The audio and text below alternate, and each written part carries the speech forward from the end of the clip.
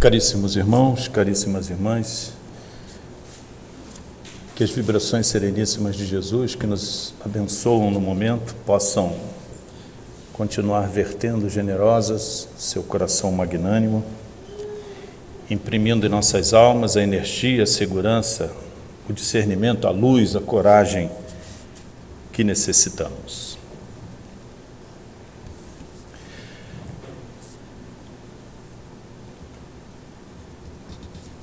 Algumas lideranças decisivas da humanidade nada escreveram, nada decretaram, apenas falarão. Entre eles, Sócrates, Jesus, cuja existência marcou uma nova era, uma nova forma de ver, viver e sentir na Terra. Até os dias que correm, a palavra não tinha merecido da ciência o cuidado que hoje se vê. Hoje não há mais nenhuma dúvida acerca dos efeitos, do peso específico, dos atributos que têm as palavras de causar alterações físicas, eletromagnéticas, importantes ao meio ambiente. As pessoas em geral, a vida de todos. Uma palavra bem ou mal colocada pode determinar o rumo de uma existência toda. Portanto, na era em que vivemos a crise mais profunda e ampla, a crise conceitual mais profunda e ampla que já experimentamos, uma crise ética sem precedentes, é preciso estar atento ao que falamos, como falamos, com quem falamos, por que falamos, que tipo de noções, ideias e especialmente sentimentos e emoções irradiamos, porque o poder radiante da palavra é um fato hoje indiscutível. Muitos pensam, mas será que é tão concreto esse efeito que possa abalar a vida, os sentimentos, o patrimônio afetivo de alguém? Vivemos num regime em que a palavra, fonte criadora de ideias, sentimentos, imagens, conceitos, ocupa uma posição transcendental. É capaz, sim, de mudar a vida de muitos, de estabelecer diferenças fundamentais, ao ponto de determinar a existência de uma pessoa. Recordamos-nos de um fato ocorrido em 1918, no Rio de Janeiro, na chamada Avenida Central, hoje Avenida Rio Branco, cujo protagonista foi Rui Barbosa, cujo valor, saber, talento, conhecimento, ninguém nega. Àquela época, o alvo dos ataques de Rui Barbosa era um moço chamado Pinheiro Machado, eminência parda do governo, a quem Rui Barbosa, da tribuna, com toda a capacidade, eloquência, percussiência, envolvimento, arrebatamento que tinha, voltou às suas armas. Num desses discursos havia alguém que entrara ali no Senado, por acaso. O Senado ficava no final da Avenida Central, hoje Avenida Rio Branco, no Rio de Janeiro. E ele estava exatamente porque estava desempregado, não tinha o que fazer. E, do início ao final, ouviu o discurso de Rui Barbosa. Em princípio, não deu muita importância, mas à medida que o Rui Barbosa ia justificando as suas ideias e as suas imputações sobre Pinheiro Machado, foi surgindo nessa pessoa, que curiosamente tinha o nome de Manso, um arrebatamento. E ao final do discurso de Rui Barbosa, ele estava absolutamente convicto de que todo o mal do Brasil, inclusive o desemprego, tinha como causa Pinheiro Machado. O que fez ele, então?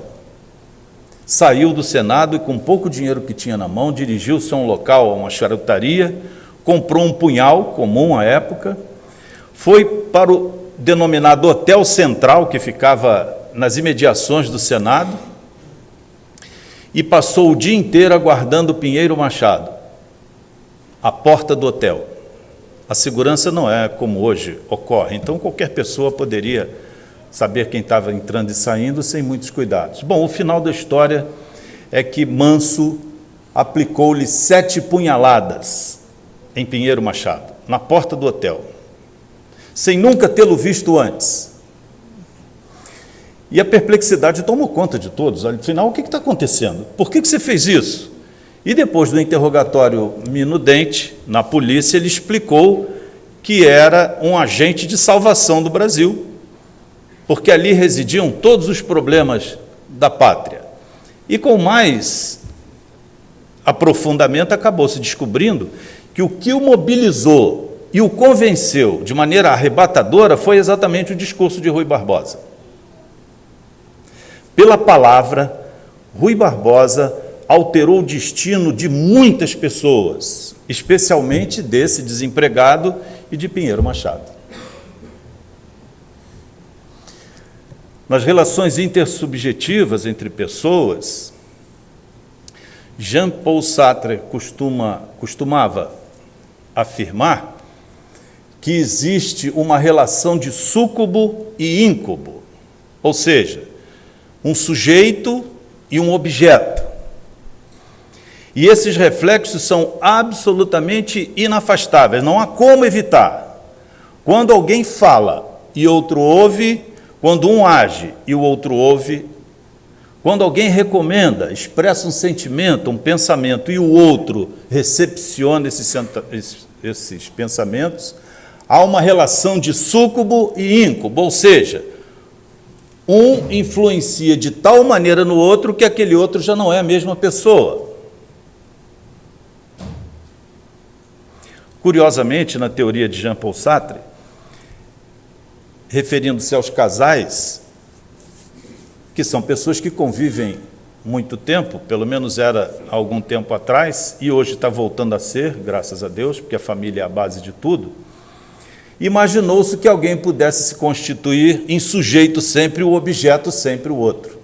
Mas, adverte Jean-Paul Sartre, essas posições são cambiantes. Nem todo mundo, ou ninguém pode ser sujeito o tempo todo, nem ninguém, por mais submisso que seja, é objeto do outro. Porque até a inação produz efeitos de influenciação do outro. Nós estamos falando de situações que podem não envolver a palavra, os atos, a traição ou a fidelidade, o planejamento, a armadilha, a cilada ou a vida rotineira. Quando adicionamos esses ingredientes, fica muito mais complicado conviver. Até porque sabemos pela doutrina dos espíritos, segundo a lei de causa e efeito, nada, absolutamente nada do que fazemos a outrem deixa de ter uma repercussão em nós mesmos.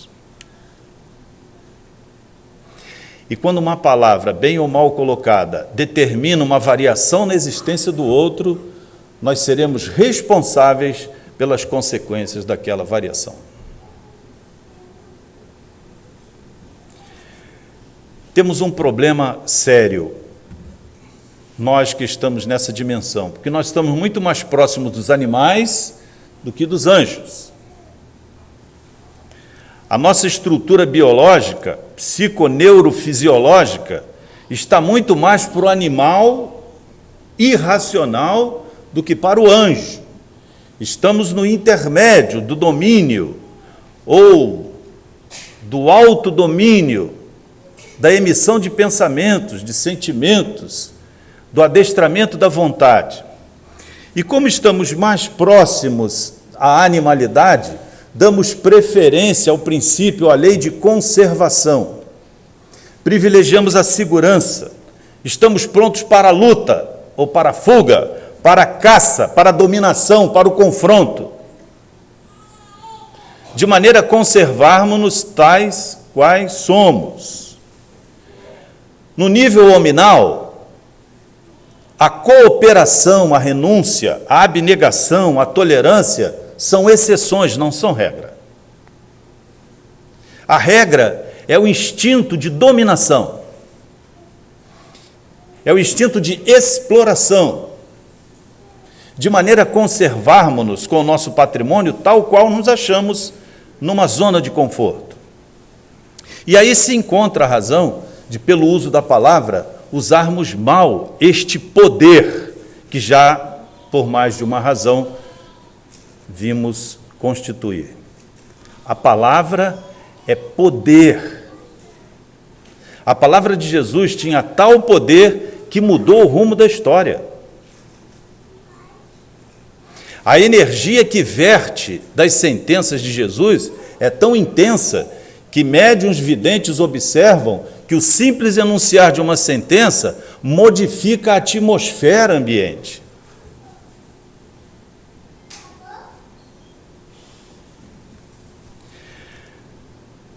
Dependendo do que falamos, da intensidade que usamos e da duração que levamos a cabo, esta reverberação, em primeiro lugar, toma conta da nossa estrutura íntima. Em primeiro lugar, a alma, depois o perispírito, depois os sutis canais e sinapses e ligações do nosso cérebro. Antes de uma energia sair de nós, ela já causou o abalo, o impacto, a irradiação que causaria no meio ambiente em nós mesmos. Muitos estão enfermos pelo mau uso da palavra. Aliás, nos dias em que a palavra é tão descurada, tão malbaratada, tão desprezada, em que a conversa de algumas pessoas se torna ininteligível pelo número, pela quantidade de palavras chulas e de impacto semântico negativo, como se vê de maneira corrente em muitos lugares do mundo hoje, é motivo para nós de grande preocupação. Porque antes da palavra ser emitida, ela somou ideias, pensamentos, sentimentos, emoções, paixões e uma vontade. O leme que dirige para objetivos sim, sim, não, não, o que fazemos do nosso verbo. Paulo dizia que um pouco de fermento leveda a massa toda. É às vezes um simples grito, um apulpo, uma interjeição maldosa que arrasta multidões na direção da delinquência. Isso é muito comum nos campos de futebol. Bastou a ideia e a emissão de uma pessoa, a palavra de uma pessoa, para induzir os demais a fazer alguma coisa. Daí a necessidade que temos de gerenciar bem esse poder, porque é um poder. André Luiz, em companhia de Gúbio e Eloy, nos deixam um exemplo marcante do que pode ocorrer em grupos humanos que usam mal a palavra, o verbo. Para resgatar Gregório, que causaria inveja aos demônios que hoje as igrejas dizem existir, Gregório era um demônio, chefe de uma região trevosa, foi resgatado por André Luiz, especialmente por Gúbio e Eloy, mas para chegar nessa região sombria, onde Gregório dominava milhões de almas, eles precisaram atravessar uma dimensão intermediária. E André Luiz, lá no livro Libertação, descreve o que ele sentia ao penetrar nesta cidade, ou nessas imediações, nas áreas limítrofes à cidade. O ar era tão denso que era como se nós, aqui, comparando, respirássemos dentro de uma piscina, dentro d'água. André Luiz sofreu muito com a necessidade de adaptar a sua vibração, aquela dimensão densa onde eles penetravam. Porque a dor, segundo ele, era parecida com aquela que temos quando aspiramos, inalamos água. Tal a densidade do ar que ali constitui o ambiente. E curioso, ele pergunta a Gubbio o que ocorre. E Gubbio diz a ele: basta observar o teor das conversas, das palavras, dos projetos, das ideias, dos pensamentos e sentimentos que nesse ambiente é cultuado. E André Luiz, aproximando-se de um grupo, eles não ouviam, né? Curiosamente, só se falava português lá, a língua portuguesa, mas um português degradado, apenas com palavras que feririam, né, o mais rude e áspero daquele que entre nós está acostumado aos apupos de um campo de futebol, por exemplo. André Luiz se surpreende com a quantidade de palavras chulas e identifica que a composição da palavra gerava uma energia específica, causando abalos no ambiente e nas pessoas, impregnava as pessoas. E da mesma forma que ela impregna o ambiente e as pessoas, ela antes reverbera dentro da própria estrutura psicofísica, neuropsicofísica e espiritual, abalando a própria estrutura do emissor. Significa dizer, se desejamos ter mais equilíbrio, menos sombras, mais luz, mais equilíbrio em nós mesmos, é preciso ter vigilância permanente sobre o que falamos, sobre o que permitimos acessar. Há uma empresa de radiodifusão e televisão que está a semana inteira falando sobre um mesmo fato de grande impacto social. E cada vez que repetem com minudência de detalhes, ou seja, criam uma atmosfera tal que levam as pessoas que não participaram do evento a estarem vinculadas a ele, sofrendo ou se ressentindo de todos os efeitos perniciosos que aquele fato provocou. Se a imprensa tem o nobre dever de alertar, se constituir num fator importante para o Estado democrático de direito, pela divulgação do que ocorre, a insistência pela exploração patrimonial dos fatos levará esses responsáveis certamente a terem que reparar esses intensos, duradouros e nocivos débitos que criaram no meio social. Há programas que ou nós desligamos ou nos tornamos súcubos daquela emissão. Há palavras que repetimos pela repetição que ouvimos e, de repente, nos damos conta que aquela palavra é inadequada para o ambiente, para o momento ou para as pessoas que ouvem. Hoje se usam palavras de baixo calão com muita permissividade em todo lugar, até nos meios de comunicação, o que revela a degeneração, a dissolução dos costumes, dos bons costumes.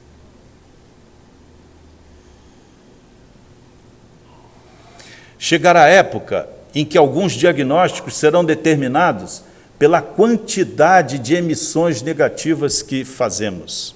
Dentre elas, a mais impactante, a da palavra.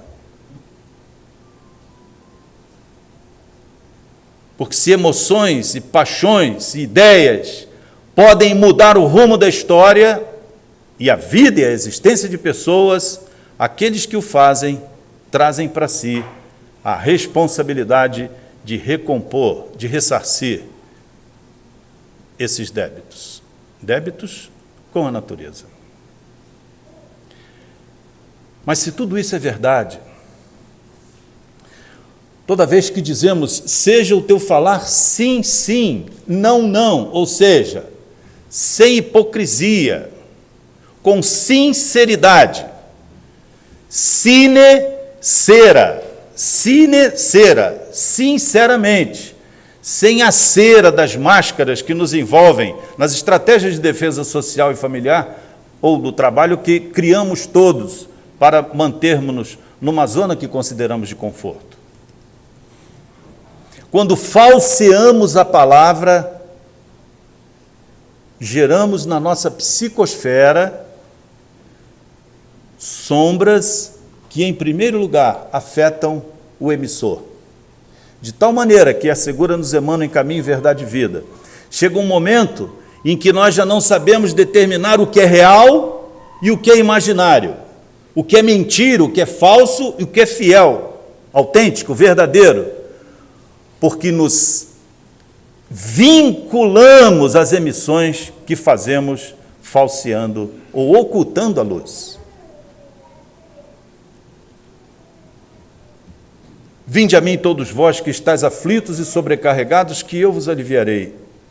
Tomai sobre vós o meu jugo e aprendei comigo, que sou manso e humilde de coração, e encontrareis alívio para as vossas almas.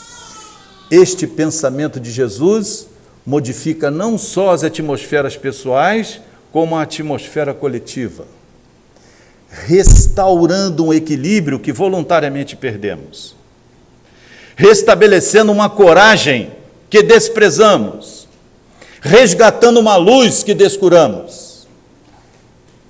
E é lembrando de suas palavras, de seus ensinamentos, da sua conduta, que nós lhe dizemos, Senhor, resgata-nos desse vale de sombras que entretecemos entre nós mesmos, com a ausência do perdão, falseando a verdade, mentindo, enganando, fazendo mau uso do verbo. Dissipa, Senhor, nós te suplicamos, estas sombras que geramos, que criamos em torno de nós mesmos. Permita-nos que pelo menos um pouco, pelo menos agora, possamos discernir, possamos identificar aquilo que pode e deve ser mudado em nós mesmos, com o uso do verbo, para que melhoremos a nossa forma de existir, a nossa forma de coexistir, a nossa forma de conviver. Porque a maioria de nós, Senhor, encontra-se cego pelas próprias emissões do seu pensamento.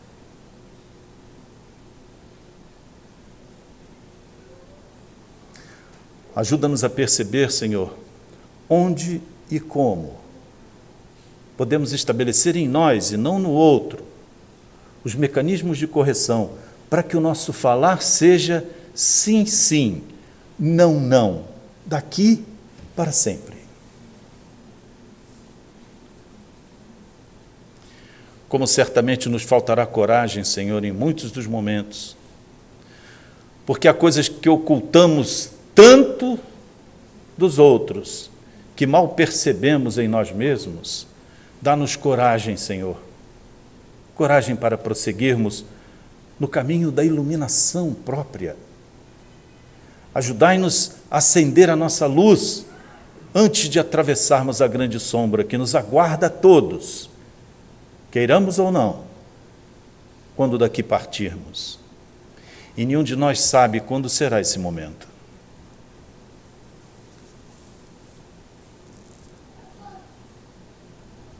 Forra-nos de paciência, Senhor. Paciência daqueles que fazem opções com segurança, com clareza, e sabem ter fé para guardar um momento preciso. Dá-nos tolerância, Senhor, que não se confunda, como sempre, em conivência.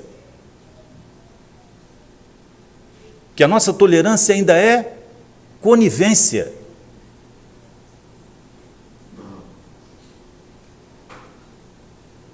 Ainda não sabemos distinguir com clareza entre tolerar e conivir,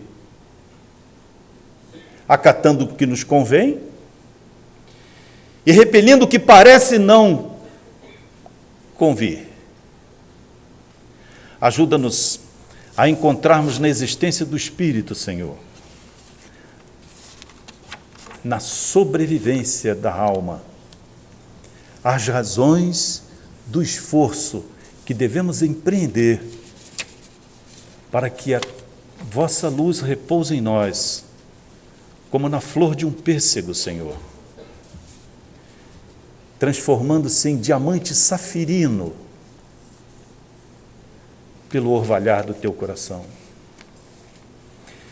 Dissipa a poeira insistente que acumulamos durante séculos, durante milênios, em torno da nossa estrutura, Senhor, de maneira que essas mesmas gotas de orvalho não se transformem em lama pardacenta, obnubilando-nos o olhar, dificultando-nos a percepção. Dá que possamos sair deste ambiente, Senhor, plenos desta irradiação misericordiosa do teu coração, que perpetuamente nos resgata do erro. Dai que possamos permanecer convosco, tal como agora, pelo resto dos nossos dias. E que a nossa palavra, por onde formos, Senhor, seja instrumento de luz e não ferramenta das trevas. Abençoai-nos o dia, a existência, o momento, e ser conosco para sempre.